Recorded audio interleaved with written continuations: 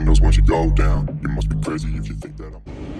मैं आया था जी अमेज़ोन की डिलीवरी करने की। इन्होंने उठा के मेरे को बहुत दूर की डिलीवरी दे दी और आते आते मैं थोड़ा सा थक गया, तो मैंने कहा चलो क्यों ना एक वीडियो बना लूँ। और वीडियो के साथ साथ मैं आपको बता दूं कि जो न्यू रूल चेंज हुए हैं उसमें क्या क्या है। और इसमें घबराने की कोई बात नहीं है, रूल्स चेंज होते रहते हैं, कभी फेवर में आते हैं कभी नहीं आते हैं। तो चलो आओ करते हैं स्टार्ट।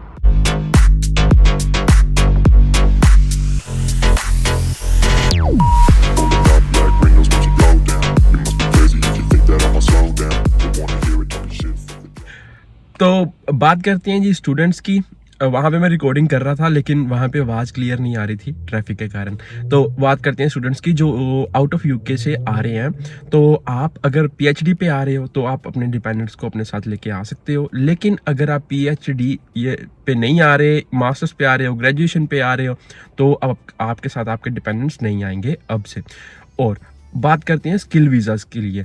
तो अगर कोई बंदा out of UK skill visa पे यूके आने की सोच रहा है तो आप अपने डिपेंडेंट्स को अपने साथ नहीं लेके आ सकते। ये तो बात होगी जो बंदे आउट ऑफ यूके में आना चाहते हैं। अब बात करते हैं जो स्टूडेंट्स अपना वीज़ा स्विच करवाएंगे स्किल वीज़ा के ऊपर या केयरिंग के वीज़ा के ऊपर। अब अगर तो आपके साथ डिपेंडेंट्स हैं और आपने अपने पीएसडब्ल्यू लेना है तो आपके डिपेंडेंट्स आपके साथ रहेंगे। बट अगर आपने वीज़ा स्विच करना है, मान लो स्किल वीज़ा के ऊपर करना है, केयरिंग के ऊपर करना है, किसी पे भी करोगे तो आपके जो डिपेंडेंट्स हैं ना वो आपके साथ कंटिन्यू नहीं कर सकते, उनको वापस जाना पड़ेगा। तो अगर हम बात करें जो लोग पहले ही पीएसडब्ल्यू पे हैं और उन्होंने अब मतलब वीज़ा स्विच करना है तो उनके लिए भी रूल सेम ही है कि आप अपने साथ अपने डिपेंडेंट्स को नहीं रख सकते। चाहे वो आपका बच्चा है छोटा, चाहे वो आपके हस्बैंड है या आपकी वाइफ है, उनको आप अपने साथ नहीं रख सकते। ये थोड़ा सा मतलब जो रूल है उसमें थोड़ी सी सबको प्रॉब्लम आएगी, लेकिन इसका भी कोई ना कोई हल जरूर निकलेगा, ऐसी कोई बात नहीं है, क्योंकि जब प्रॉब्लम्स आती हैं उसका सोल्यूशन भी निकलता है। उसके बाद हम बात करते हैं कि भी अगर कोई सिंगल स्टूडेंट यहाँ पे है और उसने अपना वीज़ा स्विच करवाना है तो उसके लिए सैलरी की क्या क्या रिक्वायरमेंट्स रहेगी। तो अगर तो आप मतलब सिंपली केयरिंग में कन्वर्ट करवा रहे हो, स्विच करवा रहे हो अपना वीज़ा, तो आपकी सैलरी जो है ना वो नॉर्मल ही रहेगी। उसके लिए आपकी सैलरी जो है ना वो मतलब जो न्यू क्राइटेरिया है वो आपके ऊपर एप्लीकेबल नहीं है। लेकिन अगर आपने किसी और स्किल वीज़ा के ऊपर कन्वर्ट करवाना है, फॉर एग्जांपल आईटी में या फिर किसी और कारपेंटर या कुछ भी किसी और स्किल वीज़ा पे कन्वर्ट आपने करवाना, तो उसमें क्या रहेगा कि आप आ जाते हो न्यू एंट्रेंट रूल में। अभी ये न्यू एंट्रेंट रूल क्या है? न्यू एंट्रेंट रूल में क्या है कि भी अगर आपकी एज जो है ना वो 26 से छोटी है, 26 ईयर ओल्ड से आप छोटे हो, उसके बाद अगर आपने मास्टर्स बैचलर्स अगर यहाँ से कंप्लीट की है, यूके से विद इन यूके रह के आपने कंप्लीट की है, तो आप न्यू एंट्रेंट में आते हो।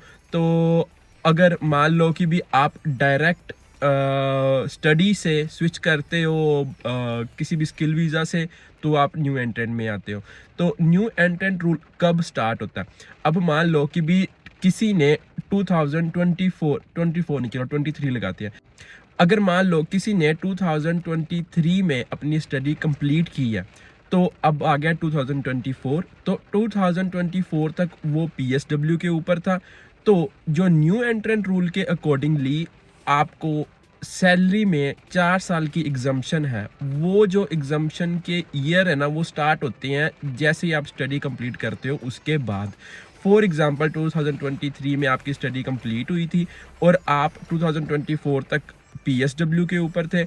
अगर आप 2024 के बाद स्किल वीज़ा के ऊपर स्विच करते हो तो आपकी जो एग्जम्पशन है ना वो 3 साल की रह जाती है सिर्फ, जो सैलरी के ऊपर एग्जम्पशन है 30% डिस्काउंट जो उन्होंने बोला है। अच्छा, तो अगर हम फर्दर इसमें ज़्यादा डीप जाएं तो क्या होता है कि भी अभी गवर्नमेंट ने नई लिस्ट सैलरी की जो है ना वो इंट्रोड्यूस की है, उनकी ऑनलाइन साइट पे पड़ी हुई है।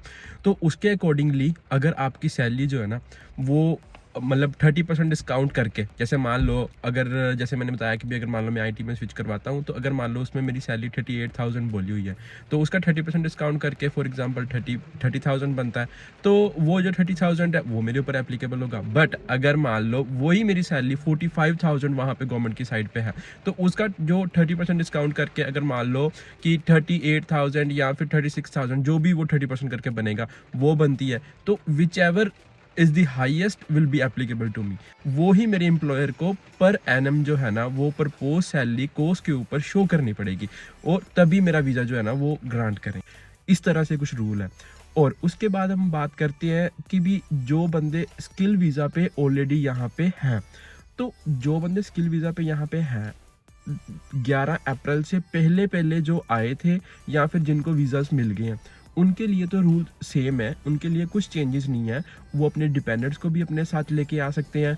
वो उनका अगर मान लो बाद में शादी भी होती है, मान लो 11 अप्रैल से पहले वीज़ा लगा, अभी वहाँ पे शादी होगी लेकिन डिपेंडेंट का अप्लाई नहीं किया था, तो शादी तो बाद में हुई, वीज़ा लगने के बाद हुई, तो लेकिन आप उनको अपने साथ यहाँ पे बुला सकते हो, उनको इस चीज़ से एग्जम्पशन मिली है।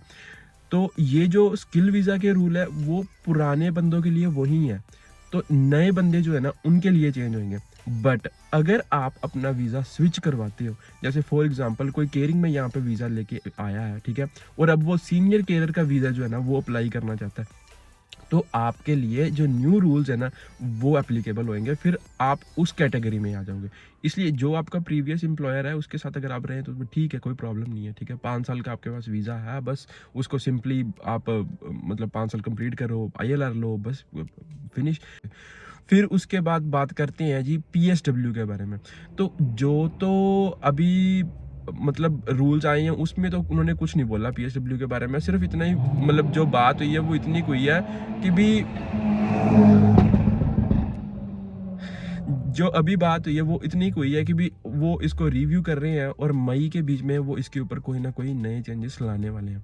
तो मेक श्योर करो कि अगर आप इंडिया से आ रहे हो, ग्रेजुएशन वीज़ा पे आ रहे हो, मास्टर्स वीज़ा पे आ रहे हो, अगर आप सिंगल हो तो आप अभी अभी अप्लाई करके फटाफट अपना वीज़ा जो है ना ले लो। क्योंकि क्या होता है कि भी जो रूल्स लगते हैं वो नए लोगों के लिए लगते हैं, पुराने लोगों के लिए नहीं लगते।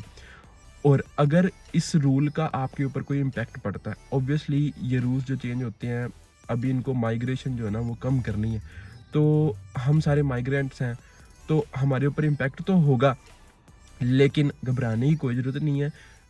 जब कोई भी प्रॉब्लम आती है तो उसका सल्यूशन होता है, तो हमें घबराने की ज़रूरत नहीं है।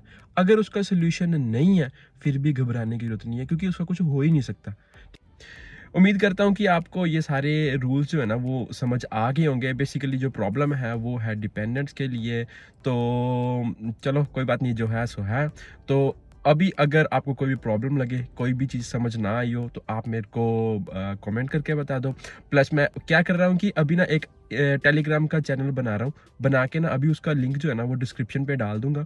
तो उसमें क्या है कि हम एक एज ए कम्युनिटी एक मतलब वहाँ पे बन जाएगी, और उसमें क्या है कि अगर किसी को हेल्प चाहिए होगी उसको हेल्प मिल जाएगी। अगर किसी कोई क्वेरी है वो उसमें पूछ सकता है, एक दूसरे से कंसल्ट कर सकते हैं, क्योंकि बहुत सारी चीज़ें जो मेरे को भी नहीं पता है ना, तो वो किसी और को पता होती हैं, तो ऐसे एक दूसरे की हेल्प हो जाती है। या और भी कोई हेल्प चाहिए हो तो हम उस पर हेल्प कर सकते हैं, जैसे कि किसी को रूम वगैरह की कोई प्रॉब्लम आ रही है, जॉब की प्रॉब्लम आ रही है, तो उसमें हम एक दूसरे की हेल्प कर सकते हैं, लेकिन उसमें कुछ भी गलत नहीं डालना। तो ठीक है, तो चलो मिलते हैं नेक्स्ट वीडियो में। Till then bye.